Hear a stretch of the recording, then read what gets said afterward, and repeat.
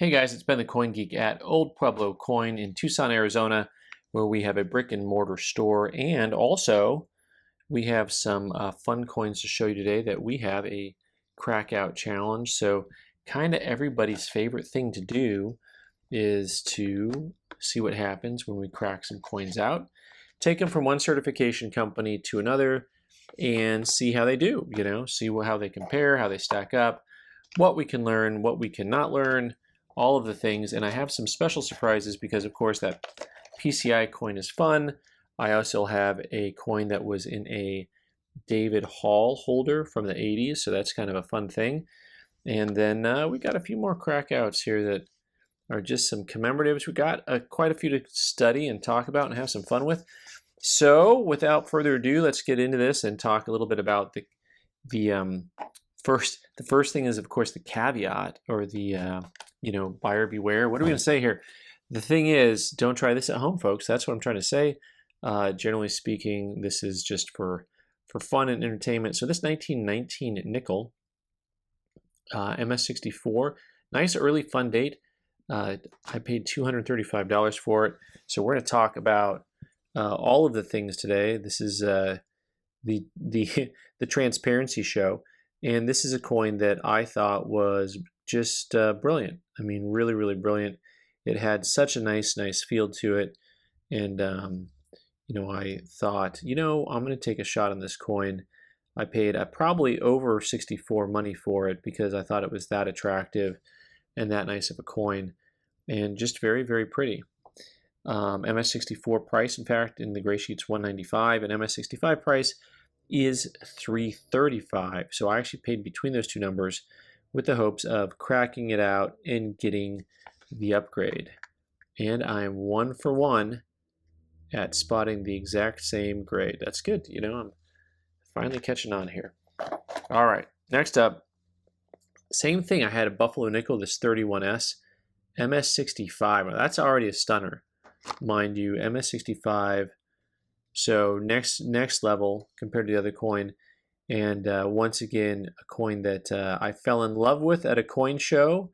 I know we've all heard that. It's like How I Met Your Mother kind of stuff, but just beautiful coin. 31S, a little bit better date, especially in the higher grades.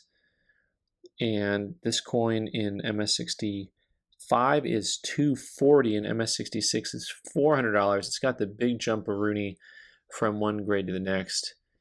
And I paid in between those. I actually paid $240 with a coin. Pardon me, the coin bids at $240. I paid $280, but I loved the coin. I thought this is a fantastic coin, MS65.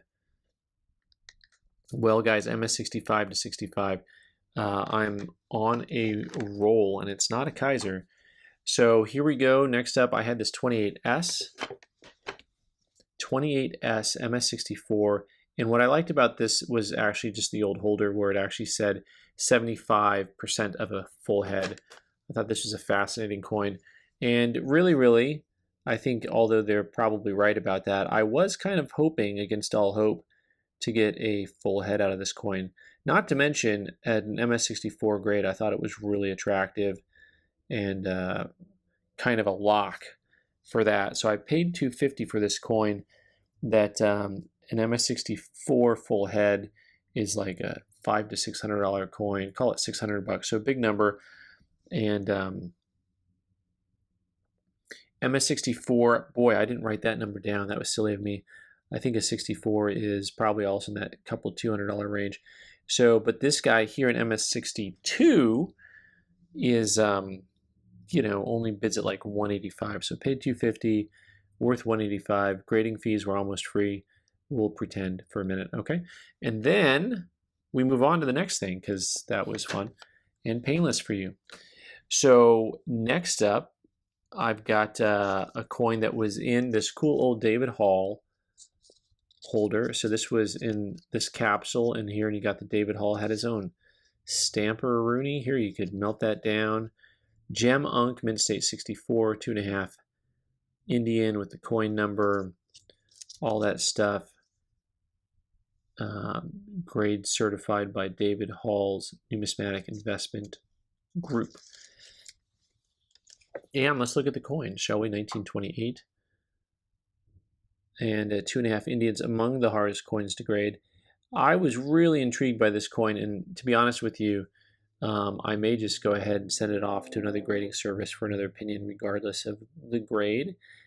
I mean, this could be just one of those things that's a curiosity. Look at the field on this, right? So either that field is cleaned because it does not have the same luster that you will normally see, the same style of luster that you normally see, or the field is actually somewhat proof-like.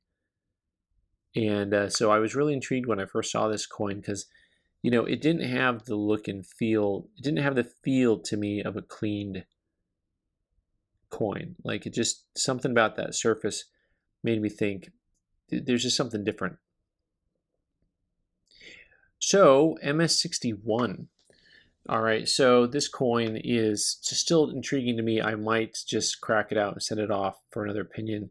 I don't know if you can even get a proof like on a 2.5 Indian, but it's super cool. This is a coin that in 61 is probably 500 bucks, maybe less. In 64, of course, it's like $700, and in proof like it's like $1 bazillion. So that's good news. But you have to take payment in pesos. All right, I'm just kidding. I would take $1 bazillion pesos is actually a lot of money when we're dealing in bazillions. This was a little bit older Vancouver MS63 coin. Speaking of coin surfaces, right? So this coin actually has a very similar look to it, to what that 2.5 had. And maybe that's what I'm seeing when I see a coin that I think has a kind of nice original surface. This Vancouver, I paid $250 on this, and bid apparently is $310 when it's an MS63, but when it's in an Unk Details clean holder, I don't think that it's quite $310 anymore. So it's not even the $310 to Yuma, the $310 to Vancouver maybe, the $310 to Depression. How many $310s can we get here? So last but not least, we had this Vermont, which was in an old green holder, MS62. The Vermont, by the way, just not that it matters, is one of my favorite designs on a US coin. All we have to do is take a look at the catamount on the back and just be in awe of what a nice looking coin can look like. So this coin, actually in MS62, is bid at $215. But I actually really like this coin. I paid $275, which is more like MS64 money, right? And I thought this coin is beautiful. It's in an old green holder. It's going to come back. I'm going to go up 2 points. Well, I'm almost perfect, guys.